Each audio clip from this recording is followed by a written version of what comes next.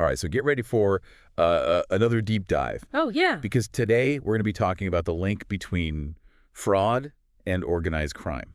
Ooh, interesting. You know, like when you see these like big, scary syndicates in movies. Right, yeah. It turns out that like their real-life counterparts are actually using fraud as like a main source of income. Wow. And it's not always as flashy as Hollywood makes it seem. Yeah, for sure. So Yeah. we've got some excerpts here that are going to break down exactly how that connection works. Are you ready to get a little bit uncomfortable? Always. Okay. Yeah, always ready. Awesome.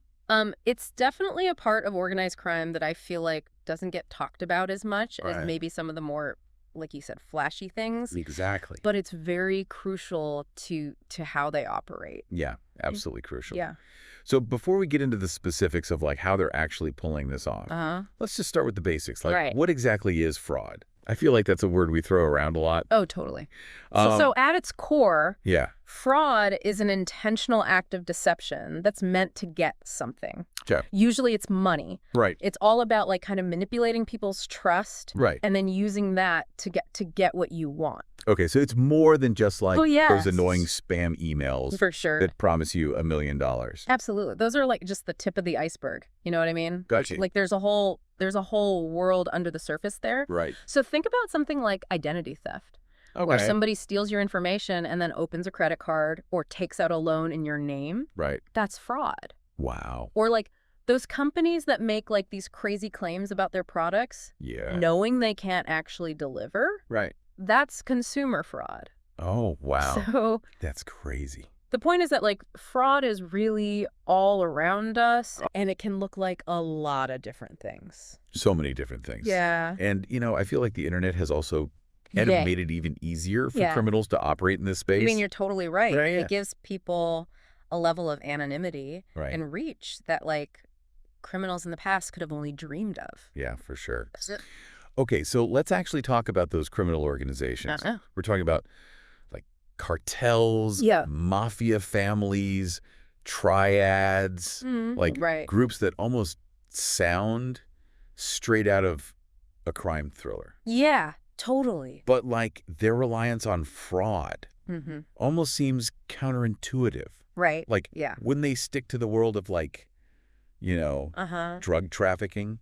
It seems like they should, right?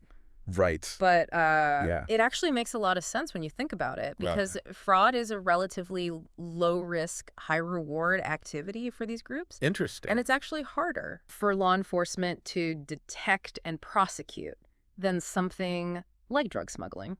Okay. You know? Yeah. And the potential profits are just enormous. That makes sense. Yeah. Okay. So it's less about like a shootout in a dark alley and more about like, you know, manipulating the systems from the shadows. Exactly. It's about being smart about it. Right. You know what I mean? Right. Like playing the long game. Totally. And all the different types of criminal organizations kind of have their own specialties when it comes to fraud. Okay, like what? For example, Mexican cartels. They're obviously known for drug trafficking. Right. But they're also really good at using shell companies to launder money and hide their illegal earnings. So they're essentially using fraud to like clean up the dirty money from their other activities. Exactly. It's like taking the money from one illegal activity and making it look like it came from somewhere else. Wow. You know? That's wild. So that they can spend it without raising suspicion. Gotcha. Yeah. Okay, and what about other groups? Sure. Like the Italian mafia? So they've traditionally been more involved in localized forms of fraud, with like extortion rackets that kind of force legitimate businesses to pay up. Yeah, well. They might demand what they call protection fees, basically saying that they'll prevent something bad from happening if the business pays them. So it's like this twisted insurance policy. Really? Where the very people threatening you are the ones offering you protection. Exactly. It's a classic tactic. Right. It preys on fear and vulnerability. It's crazy how these groups operate. And then you have groups like the Yakuza in Japan, who have a long history of financial manipulation and stock market fraud. So it seems like every group has its own, like, kind of unique specialty. They definitely have their own flavors, you know. I'm curious, are those smaller, more localized street gangs also getting involved in fraud? You know they are. Really? And their tactics are changing, too. Okay. They might not be, like, orchestrating these big complex financial schemes like the cartels and the mafia. Right. But they found their place in things like credit card fraud. Wow. ATM skimming. Okay. And even cybercrime. Wait, so even those smaller gangs are getting involved in the digital world? Oh, yeah. It's a way for them to make some quick cash and get more influence. Right. And the internet gives them a huge number of potential victims. Makes sense. You know, it's kind of a natural progression. Like they start small, but those profits could end up being used to finance a cartel's money laundering operation, which ultimately ends up in some offshore account managed by some sophisticated syndicate. That is a scary thought. Yeah. So we're talking about like a really complex web of interconnected criminal activity that's all fueled by fraud. It's all connected. What? More than people realize. And speaking of those sophisticated syndicates, Yeah. those are the ones behind some of the craziest and largest fraud schemes in history. Okay. I mean, they operate across borders, they exploit loopholes in the law, and they manipulate systems so efficiently, it's scary. Wow. Yeah. These are the groups that orchestrate those massive scams we hear about in the news. Exactly. Like the ones that cost people billions of dollars. Yeah, those ones. Right. Think about Ponzi schemes. Oh, yeah. Where they lure investors in with promises of these crazy high returns. Okay. And they use the money from new investors to pay off the old ones. Like Bernie Madoff. Yeah, like Bernie Madoff. Wasn't that like one of the biggest schemes ever? It's definitely up there. Wow. Yeah. Right. He wasn't officially part of a bigger syndicate. Right. But his operation was very similar to how they operate. Interesting. Yeah, it had that whole complex web of shell companies, the manipulation of the financial system, and just the sheer size of the deception was incredible. Yeah, it's hard to believe that these things can go undetected for so long. Right. Well, they're good at what they do. Right. They know how to use loopholes. They know how to create layers of confusion. Right. And they're great with technology. Yeah. But eventually things start to unravel. Okay. Sometimes it's a whistleblower. Sometimes it's an internal investigation. And sometimes the math just doesn't add up anymore. Makes sense. Yeah. And then once they've actually made all this money, they need a way to make it look like it's legitimate. Yeah, that's where money laundering comes in. It's basically disguising where the money came from illegally to make it seem like it was earned legally. Okay. They use shell companies, fake invoices, offshore accounts. Wow. Whatever it takes to hide the money trail. Like they're playing a high-stakes game of hide and seek with like the global financial system. And they're really good at it. Wow. Remember the Panama Papers leak? Oh, yeah. That showed how even rich and powerful people were using these same tactics to hide their assets and avoid taxes. It's crazy. Yeah. It just goes to show that fraud and financial crime can really touch every level of society. For sure. And with cybercrime on the rise, it seems like the problem's only getting worse. Absolutely. It's a whole new breed of criminals out there using the digital world for their own gain. So we've talked about how these different criminal organizations are using fraud. But I'm curious, are there specific tactics that like they all tend to rely on? Oh, there are definitely some common threads that run through a lot of their operations. Okay, cool. One that always stands out is fake documents and counterfeiting. You know, I remember reading about those super realistic fake $100 bills that were going around a few years ago. Yeah. It's crazy how good they've gotten at like replicating things. It's scary good. Right. And it's not just money. Okay. We're talking fake IDs, passports, driver's licenses. Wow.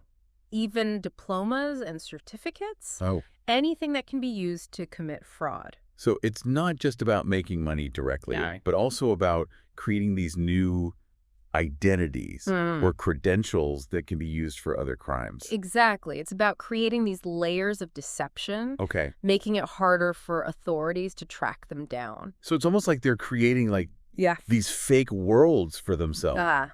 Totally. Crazy. And then, of course, there's the whole world of online fraud and scams. Oh, yeah. Which has just become a breeding ground for these syndicates. Yeah. I mean, it makes sense because everyone's online these days, and it's just so easy to target people anonymously. Totally. They run all kinds of scams. Right. Fake job offers, romance scams. Oh, Those phony online stores. Right. Investment schemes that promise crazy returns. You name it. Like, remember those Nigerian prince emails? Oh, yeah, the classics. Those were everywhere. Right. I actually almost fell for one of those phishing scams once. Really? Yeah. Wow. It's scary how easy it is to get, like, sucked in when you're not paying attention. Especially when they play on your emotions. Right. You know, like your greed or loneliness. Exact. Those often come from organized crime groups. Really? Yeah, that operate across borders. That's scary. Yeah. So they know how to manipulate people? Right. Yeah. So it's more than just like technical skills. It's also about like using social engineering to like exploit our vulnerabilities. They're masters of social engineering. Oh, and like the impact of these scams can be devastating. It can be. Right.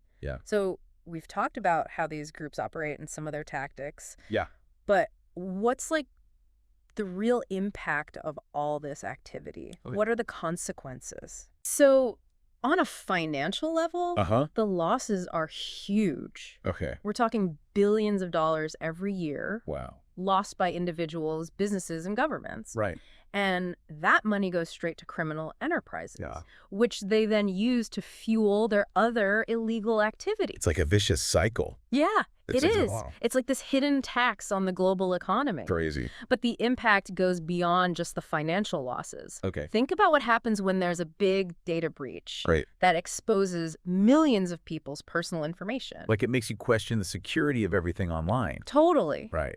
Yeah, and that erosion of trust has a ripple effect throughout society. Okay. It makes people less likely to buy things online, right, less likely to invest, and even less likely to share their information with legitimate companies. Yeah. So it's not just about stealing money. Right. It's about undermining our entire digital world. Wow, that's a really good point. And we also have to think about the impact on the victims. Oh, absolutely. Right. You know, I mean, imagine having your identity stolen, your bank account drained, or your life savings wiped out by a scam. Right. The emotional toll is huge. Yeah. People feel shame, guilt, even PTSD. Wow. Yeah. It's like a violation of your personal space. Yeah. But on a digital level. Exactly. That's wild. Yeah. And recovering from that kind of trauma can take a long time. Right. So we need to remember that fraud is not just a crime against property. Right. It's a crime against people. Really. Really well said. Thank you. Yeah. So we talked about the problem. What about the solutions? Okay. What's being done to fight fraud Yeah. and take down these criminal organizations? So law enforcement is definitely stepping up their efforts. Okay. They're using advanced technology to track money, infiltrate these criminal networks, and gather evidence. But these groups are constantly changing and finding new ways to exploit weaknesses. Yeah. So what are some of the newer strategies that are being used to stay ahead of them? Well, one area that's showing a lot of promise is artificial intelligence. AI. Yeah, AI. Okay. So AI algorithms can analyze huge amounts of data to find patterns and anomalies that might point to fraudulent activity. So it's like having a digital detective that never sleeps. Exactly. And it's not just about catching criminals after the fact. Okay. It's also about preventing fraud from happening in the first place. How do we do that? So one important element is having stricter regulations okay. and more oversight, especially for financial institutions and corporations. We need to close the loopholes that criminals are using to make it harder for them to move money around without being detected. Yeah, because regulations alone can't solve the problem. Right. Right. No.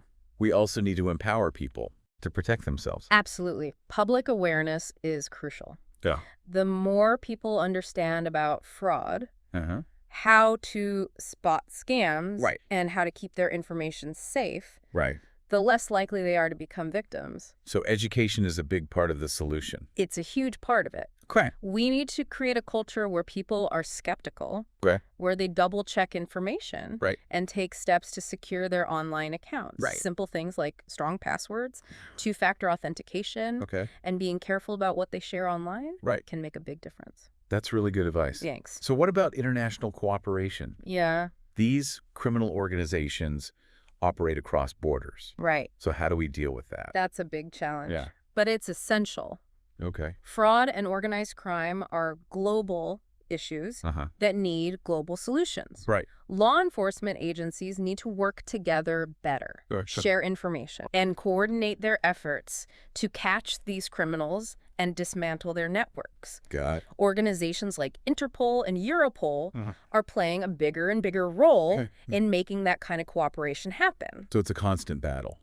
It is. But it sounds like we're making progress. It's a battle we can't afford to lose. Right. The stakes are too high. Yeah. We're talking about protecting our financial systems, our personal information, and in the end, the integrity of our society. Well said. Yeah. So besides being careful ourselves, is there anything else we can do to help combat this problem? Absolutely. Right. Reporting any suspicious activity is really important. Okay, so like if you come across a scam or you think something's fraudulent, you should report it to the authority. Exactly. Right. It might seem small, but those reports can help build a bigger picture and contribute to investigations. It's like being a citizen detective. Totally. Right. Yeah. Helping to connect the dots. You got it. I like that. You know, one thing that's really struck me is how much our idea of organized crime has changed. Okay. It's not just those old images of mob bosses and backroom deals anymore. Right. It's become way more sophisticated, more digital, and honestly, probably more dangerous. Yeah. And fraud has become a key tool for them. Okay. It lets them operate in secret, exploit weaknesses in our systems, and make huge profits without much risk. That is a sobering thought. It is. So to recap, we've learned that fraud isn't just about those annoying... It's a complex issue that fuels organized crime, erodes trust, and can have a huge impact on individuals and the world economy. It really can. It's crazy. Yeah. So what's the one thing you want our listeners to take away from this? I think the biggest takeaway is that knowledge is power. Okay. The more we understand about fraud, the people behind it, how to protect ourselves, the better prepared we'll be to navigate this complex world. Absolutely. Yeah. We've covered a lot today. We have. But as always, there's so much more to learn. Always more. Right. So we encourage you to do your own research, stay informed, and stay vigilant. For sure. Don't be afraid to ask questions. Challenge assumptions, and report anything suspicious. Absolutely. Cool. We all have a part to play in fighting fraud and making the world a safer place. Really well said. Thanks. Yeah. Until next time, stay curious and stay safe. Sounds good. Okay. Yeah. Awesome. All right. Yeah, so there are definitely some common threads that run through a lot of their operations. Okay. One that always stands out is fake documents and counterfeiting. You know, I remember reading about those like super realistic fake $100 bills that were going around a few years ago. Yeah. It's crazy how good they've gotten at like replicating things. It's almost scary how good it is. Right. And it's not just money either. Right. We're talking fake IDs, passports, driver's licenses. Wow. Even diplomas and certificates, anything that can be used to commit fraud. So it's not just about making money directly, but also about creating these new identities or credentials that can be used for other crimes. Exactly. It's about creating these layers of deception, making it harder for authorities to track them down.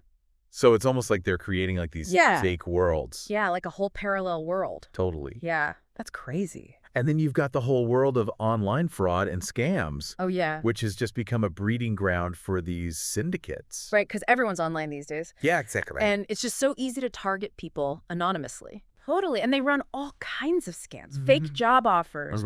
Romance scams. Those phony online stores, investment schemes that promise like crazy returns. Right. You name it. Like, remember those Nigerian prince emails? Oh, yeah, the classics. Those were everywhere. Right. Yeah. I actually almost fell for one of those phishing scams once. Really? Yeah. It was pretty embarrassing. Wow. Yeah. That's scary. It is scary how easy it is to get, like, sucked in when you're not paying attention. Yeah, especially when they play on your emotions. Right. You know, like your greed or loneliness. Exactly. Those scams often come from organized crime groups. Really? Yeah. Wow. That operate across borders. That's scary. Yeah, they're good at what they do. So it's more than just like technical skills. It's also about like using social engineering. Oh, yeah, they're masters of it. To like exploit our vulnerabilities. Exactly. Wow. And like the impact of these scams can be devastating. It can be really tough on people. Right. Yeah. So we've talked about how these groups operate and some of their tactics. Yeah. But what's like the real impact of all this activity? Yeah. What are the consequences? So on a financial level, the losses are huge. Okay. We're talking billions of dollars every year. Wow. Lost by individuals, businesses, and governments. Right. And all that money goes straight to criminal enterprises, right, which they then use to fuel their other illegal activities. So it's like this huge vicious cycle. Exactly. It just keeps feeding itself. Wow. It's like a hidden tax on the global economy. Easy. But the impact goes beyond just the money, though. Okay. Think about what happens when there's a big data breach. Right. And millions of people's personal information is exposed. Right. Like it makes you question the security of everything online. Totally. It undermines our trust in the whole system. Right. Yeah. And that erosion of trust can have ripple effects throughout society. It makes people less likely to buy things online. Right. Less likely to invest their money. And even less likely to share their information with legitimate companies. Yeah, because you just don't know who to trust anymore. Exactly. So it's not just about stealing money. Right. It's about undermining like our whole digital world. It really is. Wow, that's a really good point. Yeah, it's something we should all be thinking about. And then we have to consider the impact on the victims themselves, too. Oh, absolutely. Right. Yeah. And imagine having your identity stolen, your bank account drained. Yeah. Or your life savings wiped out by a scam. Right. That can be incredibly traumatic. Yeah. People can feel shame, guilt, even PTSD. Wow. Yeah. It's like a violation of your personal space. It is. But on like a digital level. Exactly. It's a very personal violation. That's wild. Yeah. And recovering from that kind of trauma can take a long time. Right. So it's important to remember that fraud is not just a crime against property. Right. It's a crime against people. Really well said. Thanks. Yeah, so we've talked about the problem. Yeah. What about solutions? Okay. Like what's being done to fight fraud Yeah. and take down these criminal organizations? So law enforcement agencies are definitely stepping up their game. Oh, yeah. They're using all kinds of advanced technology to track money, right, infiltrate these criminal networks, and gather evidence. Exactly. But these groups are constantly changing. They are. It's like a game of cat and mouse. Right. They're always finding new ways to exploit weaknesses. So what are some of the newer strategies they're being used to stay ahead of them? Well, one area that's really showing promise is artificial intelligence. AI? Yeah, AI. Okay. AI algorithms can analyze massive amounts of data and find patterns and anomalies that could indicate fraudulent activity. Interesting. Yeah, it's pretty cool. Well, it's like having a digital detective that never sleeps. Exactly. And it's not just about catching criminals after the fact. Okay. It's also about preventing fraud from happening in the first place. And how do we do that? So one important thing is having stricter regulations and oversight, especially for financial institutions and big corporations. We need to close those loopholes that criminals are using and make it harder for them to move money around without being detected. Yeah, because regulations alone can't solve the problem. No, they're just one piece of the puzzle. Right. Yeah. We also need to empower people. Absolutely. Public awareness is so important. Okay. The more people understand about fraud, how to spot scams, and how to protect their personal information, the less likely they are to become victims. So education is a big part of the solution. It's a huge part of it. Okay. We need to create a culture of vigilance Okay. where people are skeptical, double-check information, and take steps to secure their online accounts. Right. Simple things like strong passwords, two-factor authentication, and being careful about what you share online can make a big difference. That's really good advice. Thanks. What about international cooperation? No, yeah, that's another big one. These criminal organizations operate across borders. Right. So how do we deal with that? Yeah, that's a huge challenge. Yeah. But it's absolutely crucial. Okay. Fraud and organized crime are global issues that require global solutions. Right. Law enforcement agencies all over the world need to work together better, share information, and coordinate their efforts to catch these criminals and dismantle their networks. Russia. Organizations like Interpol and Europol are playing a bigger and bigger role in facilitating that kind of cooperation. So it's a constant battle. It is a constant battle. But it sounds like we're making some progress. We are, but it's a battle we can't afford to lose. Right. The stakes are just too high. We're talking about protecting our financial systems, our personal information, and ultimately the integrity of our society. Well said. Thanks. So besides being careful ourselves, is there anything else we can do to help combat this problem? Besides being careful ourselves, reporting suspicious activity is super important. Okay, so like if you see a scam or think something is fraudulent, you should report it. Exactly. To the authorities. Yep. Even if it seems small, those reports help build a bigger picture. Right. And they can really help with investigations. So it's like being a citizen detective. Totally. Right. Yeah. Helping connect the dots. You got it. Okay. Like that. You know, one thing that's really been on my mind is how much our idea of organized crime has changed. Okay. It's not just like the old stereotypes anymore. Right, like the mob bosses. Yeah, exactly. And the backroom deals. It's gotten so much more sophisticated, more digital, and honestly, probably more dangerous. Yeah, for sure. And fraud has become like a key tool for them. Okay. It lets them operate in the shadows, exploit weaknesses, and make a ton of money without much risk at all. That's a scary thought. It is. So just to recap, yeah, we've learned that fraud is way more than those annoying spam emails or those shady telemarketing calls. Right. It's a huge problem. Yeah. That fuels organized crime. For sure. Erodes trust and can have a massive impact on people. Yeah. And the global economy. It really can. So what's the one thing you want listeners to take away from this? I think the biggest takeaway is that knowledge is power. Okay. The more we know about fraud, the people behind it, and how to protect ourselves, the better we'll be at navigating this crazy world. That's great advice. Thanks. We've covered a lot today. We have. But there's always more to explore. Always. So keep learning. Stay informed and stay vigilant. Absolutely. Don't be afraid to ask questions. Yeah. Challenge what you think you know. And report anything suspicious. Exactly. We all have a part to play in this. Right. We can all help fight fraud and make the world a safer place. Really well said. Thank you. Until next time. See ya. Stay curious. And stay safe. You too.